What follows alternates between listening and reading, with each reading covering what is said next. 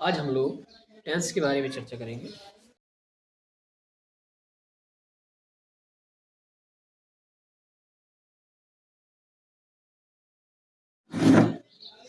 तो इस प्रकार से 12 हमें टेंसों में पहला टेंस हमने उठाया है प्रेजेंट इंडेफिनिट, राइट। हमें प्रेजेंट इंडेफिनिट पहले कंप्लीट करना है।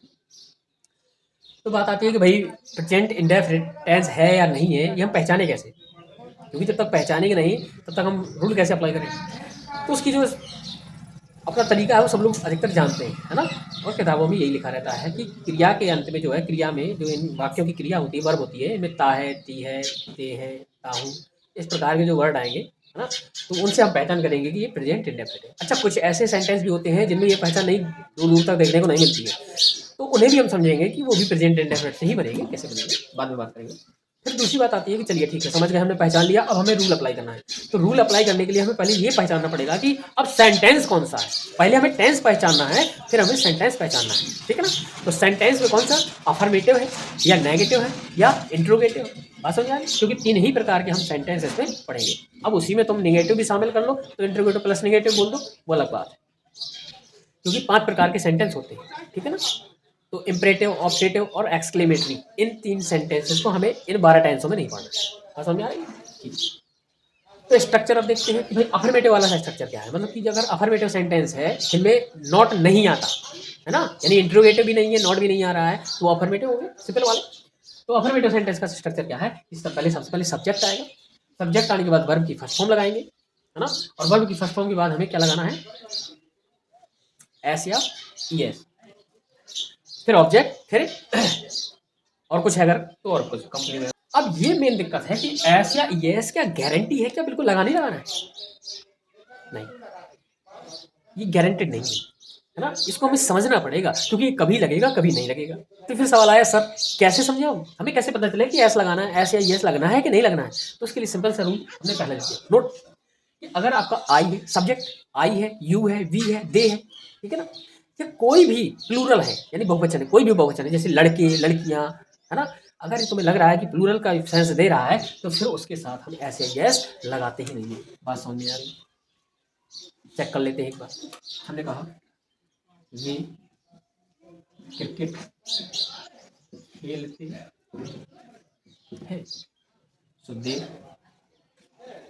की दे बना देंगे हम लोग। और खेलना सब्जेक्ट के बाद बी वन लाना है, प्ले मीन्स खेलना, तो PLAY। अब बात आती है क्या ऐसे यस लगाएं हम इसमें? तो आंसर है नो। क्यों? क्योंकि हमने देखा कि दे है। भाई ऐसे यस लगाना है या नहीं लगाना है, आप सब्जेक्ट से पूछिए ना अपने। अगर सब्जेक्ट अलाउ कर रहा है तो लगाइए। आपने सब्जेक्ट से पूछा दे से कि अरे भाई साहब लगा दे क्या, वो तुरंत मना कर रहा है कि नहीं, अभी रूल नहीं पढ़ा तुमने। आई यू वी दे और बहुवचन, कोई भी बहुवचन आ जाए उसके साथ हम ऐसे यस नहीं लगाएंगे। तो ये मना कर रहा है तो हमें लगाना ही नहीं है, दे प्ले और क्रिकेट कर देंगे, CRIC और फुल स्टॉप। हम झूठ बोलते हैं, सो वी टेल ए लाई कर दो, या लाई लाई भी चलती है, दोनों वर्ब चलती है, ठीक है ना। तो वी टेल ए लाई। अब ऐसे यस अगर लगाना होता तो हम टेल में लगाते, लेकिन लगाना ही नहीं है क्योंकि हमारा सब्जेक्ट हमें मना कर रहा है भाई साहब, है ना, मना कर रहा है। क्यों? क्योंकि एक एग्रीमेंट हुआ करता है वर्ब और सब्जेक्ट का, है ना। साइन करते हैं लोग कि आओ हम सबके सामने कसम खाते हैं कि अगर मैं प्लूरल हूं तो तुम्हें भी प्लूरल होना पड़ेगा, और अगर मैं सिंगुलर हूं तो तुम्हें भी सिंगुलर होना पड़ेगा। मैं एक वचन हूं तो तुम भी एक वचन, मैं बहुवचन तो तुम भी बहुवचन। तो अगर ये बहुवचन है, ये प्लूरल है, तो देखो ये भी प्लूरल है। अब इसमें डाउट आ रहा है कई लोगों को, ये प्लूरल कैसे हो सकती है, हमने तो पढ़ा है ऐसे यस लगाने से प्लूरल बन जाता है। तो भाई साहब वर्ब में उल्टा होता है, ये नाउन में काम करता है। नाउन में अगर ऐसे यस लगाए तो प्लूरल बनेगा, लेकिन वर्ब में ऐसे यस लगा दोगे तो वो सिंगुलर बन जाता है। ये उल्टा सिस्टम चलता है यहाँ पे, है ना। इसके बारे में डायरेक्ट बाद में बात करेंगे। चलिए, तो इतना समझ में आ गया है अगर, तो अब रूल सेकंड वाला पढ़ते हैं, राइट। ओके, क्या करेंगे हम लोग इसको रब कर देंगे, राइट। रब करते हैं हम लोग। हाँ, उसके बाद नोट से यदि ही सी इट, ठीक है ना, एक एक वचन कर्ता के साथ एस या एस, लगा, ठीक। ही सी इट और कोई भी एक वचन अगर करता सब्जेक्ट आ गया है आपका तो उसके साथ हम लोग एस या एस लगाएं। अब यहाँ फिर एक बड़ी समस्या है कि सर आपने कहा है एस या एस, अब फिर से हमें समस्या आ रही है कि हम एस लगाएं कि ईएस लगाएं, तो बड़ा कंफ्यूजन है। आइए इसको भी दूर करते हैं। मान लीजिए हमने कह दिया कि वह जाता है, ठीक, ही और गो मीन्स जाना। अब हमें पता है कि इसमें एस या एस लगाना है क्योंकि हमने सब्जेक्ट से पूछा, सब्जेक्ट चिल्ला चिल्ला के कह रहा है कि भाई सब लगाओ, आइए लगा। अब क्या लगाएं? तो इसके लिए आपको याद रखना है कि अगर कोई वर्ब है और उसके अंत में है ना double S, S H, C H O X, ठीक है, अगर ये लेटर आ रहे हैं तो हम लोग ई एस लगाएंगे। क्या लगाएंगे? ई एस लगाएंगे, अदरवाइज एस लगाएंगे, है ना। तो अब देखो डबल एस याद, नाउन में हम लोग एस केवल याद करते हैं, है ना। अब हमने वर्ब में डबल एस लिख दिया, तो अगर एस से आपको कोई वर्ब मिल भी जाती है, सिंगल एस है, तो उसमें भी हमें ई एस ही लगाना है ना। मोस्टली हम लोग ढूंढते हैं तो मिल नहीं रही है, एस वाली मिल नहीं रही है, केवल एक ही मिली है, फोकस। फोकस तो अगर फोकस वर्ब लेकिन बुक्स में बहुत कम मिलती है, जो अगर फोकस आपको दिखाई दे जाए कहीं यूज करा हुआ तो उसमें गौर करना कि एस या एस में क्या लगा है ना। आई थिंक ई एस ही लगाना चाहिए हमें। तो आइए, गो में हमने देखा कि लास्ट में ओ है, और ओ है तो ओ कह रहा है कि भाई साहब मेरे लिए तो ई एस लगाओ, तो आप लगा दें। तो ही गोज और सत्यम, सत्यम एक फिल्म देखता है, सत्यम एक फिल्म देखता है। तो सत्यम, सत्यम के बाद हमें वर्ब लानी है। देखना के लिए हम लोग जब मूवी वगैरह देखते हैं तो वॉच करते हैं, क्या करते हैं? वॉच। तो WAT वॉच कर दिया। अब इसने कहा भाई बताओ, हमें ये तो क्लियर हो गया कि एस एस लगना तो है, लेकिन क्या लगना है? तो CH लास्ट का चिल्ला चिल्ला के कह रहा है कि ES लगा दो, तो हम लोग क्या लगाएंगे? ES लगा देंगे और वॉचेस हो जाएगा, है ना। तो सत्यम वॉचेस और फिल्म, ओके। फिल्म की जगह आप मूवी भी कर सकते हैं, MOVI, समझ में आ रही है। अब अगर यही होता कि वह खेलता है, वह खेलता है, वह खेलता है लिखा होता तो ही प्ले, अब क्या लगा देते? एस लगा देते केवल। अब यस नहीं लगेगा क्योंकि वाई तो यहाँ कुछ है नहीं, एक्स है, वाई नहीं है ना। इतनी बात समझ में आ गई है। अफर्मेटिव हमारा कंप्लीट हो गया, राइट। अब हम लोग नेगेटिव पे बात करते हैं। नेगेटिव वाली सेंटेंस में क्या होगा? नॉट आएगा, है ना। तो अब समझना जरा इनका स्ट्रक्चर क्या होगा।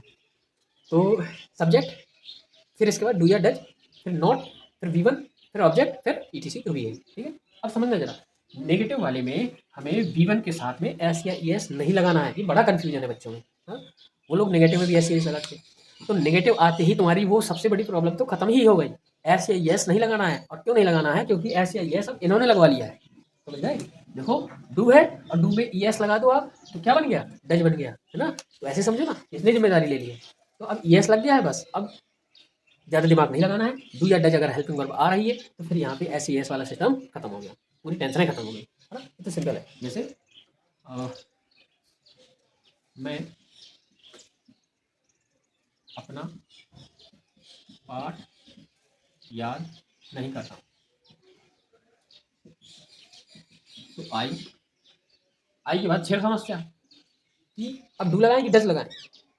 तो आप ऐसे समझो ना, आई के साथ हम डू लगाएंगे, क्यों? क्योंकि आई अपने साथ एस ES कहाँ लेता है? लेता है क्या? तो ES वाला नहीं लेंगे, हम डू ले लेंगे। I do not, I do not learn my lesson, है ना। अपने के लिए मैं अगर है तो माई बनेगी, ठीक। इसके बाद आ जाए कि वह सच नहीं बोलती है, वह सच नहीं बोलती है। तो सी, लड़की है तो सी अपने साथ क्या रहेगा? Does. She does not speak the truth, okay. She does not speak the, इस प्रकार से हमारा ये नेगेटिव भी फिनिश हो गया।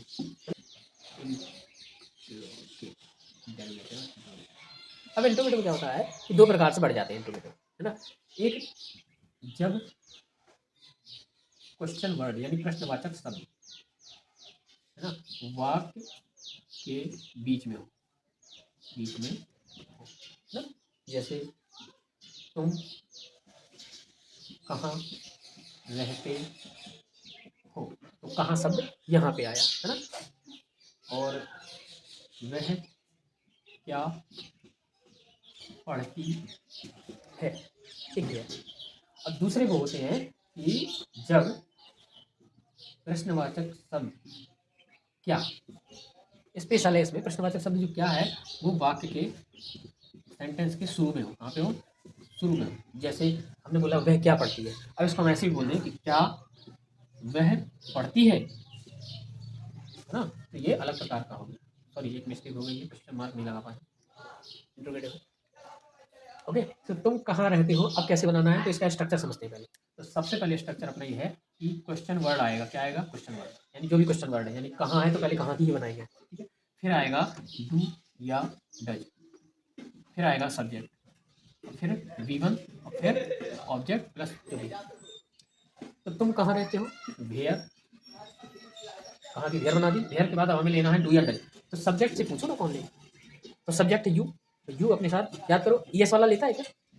नहीं लेता ना, तो डू लेगा, चलेगा। Where do, I you we they, इनके साथ हम ऐसी एस नहीं लगाते, याद करो। तो ऐसी एस नहीं लगाते हैं, तो ES वाले क्यों लेंगे? नहीं लेंगे। तो where do you live, where do you live, question mark. अब वह क्या पढ़ती है, तो क्या की पहले बनाओ व्हाट। अब वह मतलब लड़की है सी, एक बच्चन है ना, तो ये अपने साथ लेगी या नहीं लेगी? ऐसे ES वाला लेगी ना, है ना। तो देखो ये डज में क्या ले लेंगे हम? डू नहीं लेंगे, डज ले लेंगे। What does she read. अब आते हैं कि क्या वह पढ़ती है, इसकी कैसे बनाएंगे। तो इसमें बड़ी मजेदार बात यह है कि हम जो क्या आगे लिखा है इसके हम बनाते ही नहीं है। और जब बनाते ही नहीं है तो याद रखो कि जो तुम्हारा स्ट्रक्चर है QW खत्म हो जाएगा। तो शुरुआत कहाँ से हो जाएगी? डू या डज, इतना सिंपल ही तो है, डू या डज से शुरू हो जाएगा। तो फिर क्या वह पढ़ती है, तो क्या बनाएंगे हम? ये बनाना नहीं है, क्या की बनानी नहीं है, डू या डज लगाना है। सी के लिए हम तो डज लगाएंगे, सॉरी आप क्या लगाएंगे? डज। सो डज और फिर सी, डज सी, है ना। तो ये बेसिक आइडिया थोड़ा सा हो गया। अच्छा नेगेटिव वाला भी इसमें हो तो क्या करेंगे हम? तो हमें सब्जेक्ट के बाद नॉट लगाने हैं। नॉट कहाँ लगाएंगे हम? सब्जेक्ट के बाद। जैसे लिखा होता कि वह क्या नहीं पढ़ती है, वह क्या नहीं पढ़ती है, तो what does she not read, कहाँ लगता ना? यहाँ लग जाता है ना। क्या वह नहीं पढ़ती है, तो does C not read, not कहाँ लगता? सब्जेक्ट के बाद लग जाता है ना। तो इस प्रकार से हमें अफर्मेटिव, नेगेटिव और इंट्रोगेटिव प्लस नेगेटिव भी बोल सकते हो, तो वो भी तुम्हारा कंप्लीट हो गया। हाँ, एक बार रिवीजन कर लेते हैं सेंटेंस के थ्रू। इस प्रकार से हमारे प्रेजेंट इंडेफिनिट खत्म हो जाएगा, टोटल पास्ट इंडेफिनिट, ठीक है, ऐसे करते हैं, ठीक है। नोट कर रहा हूँ, नोट डाउन कर लेना, पॉज करके हम मिटा सो वह झूठ बोलती है, ठीक है। तो इसी को देखते हैं। सो सी LLI झूठ बोलना, तो TELLA लाई। अब बात करते हैं कि क्या इसको हमने रूल के अकॉर्डिंग बनाया है। तो ये अफर्मेटिव था। अफर्मेटिव में हमें पता है कि वर्ब में एस या यस लगती है ना। अगर लगना है तो लगाएंगे, नहीं लगना है कोई बात नहीं। तो पहले पूछ तो ले एक बार। तो वर्ब के जब हमें वर्ब में एस या यस लगाना था तो हमने पूछा किससे? सब्जेक्ट से। सब्जेक्ट से पूछा भाई सब लगा दे। तो सी सब जो सी है वो कह रही है यहाँ लगा दो, क्योंकि मैं एक वचन हूँ, है ना। और एक वचन के साथ ऐसे यस लगता है। तो फिर हमारे सामने आया कि अच्छा ठीक है, हम पता चल गया फिर एस लगाएं या ईएस लगाएं। तो ईएस के लिए तो हमने पढ़े थे लास्ट में OSSCH, है ना, एक्स, इस प्रकार के जो कोई वर्ड स्पेशल थे, लेकिन इनमें तो है नहीं, एल है। तो एल है तो क्या लगा देंगे हम लोग? एस लगा देंगे। सी टेल से राइट। अब इसी को नेगेटिव बनाना होगा तो सी सब्जेक्ट के बाद डू या डज। हमें पता है सी डज, डू तो लेगी नहीं, डज लेगी। तो she does not, she does not, है ना। नॉट के बाद अब तुम्हें वर्ब की फर्स्ट फॉर्म ही लगनी है, अब नहीं एस लगाना है। सी डज नॉट टेल ए लाई। फिर आती है कि क्वेश्चन वर्ड बनाए बोल दे कि वह झूठ क्यों बोलती है, वह झूठ क्यों बोलती है। तो सबसे पहले क्यों की बनाओ भाई, भाई के बाद डू या डज आएगा तो डज लेंगे। तो भाई does she tell a lie, right. इसके बाद बोले हम कि क्या वह झूठ बोलती है, क्या आ गया है तो क्या बनाएंगे, डू या 10 से शुरू होंगे तो 10 से शुरू हो जाएगा। तो does she tell a lie. Okay, तो आपके लिए होमवर्क है कि होमवर्क है ही स्पीक, ऐसे नहीं, हिंदी में देखना, है ना। ये नोट डाउन कर लो। और आपके लिए हिंदी में ये है कि आप इसके affirmative, negative, interrogative plus negative चारों बना के आना कि वह सच बोलता है। अब इसी को अपने अपने मन से नेगेटिव समझ लेना है ना, उसकी बनानी कि वह सच नहीं बोलता है। फिर बोलना है कि वह सच क्यों बोलता है, इंट्रोगेटिव हो गया। और फिर दूसरा वाला इंट्रोगेटिव, क्या वह सच बोलता है, और इसके बाद नेगेटिव इस पे शामिल करना हो तो वह सच क्यों नहीं बोलता, क्या वह सच नहीं बोलता। तो इस प्रकार से अपने समझदार हो कर लेना, है ना। तो till then tata bye bye.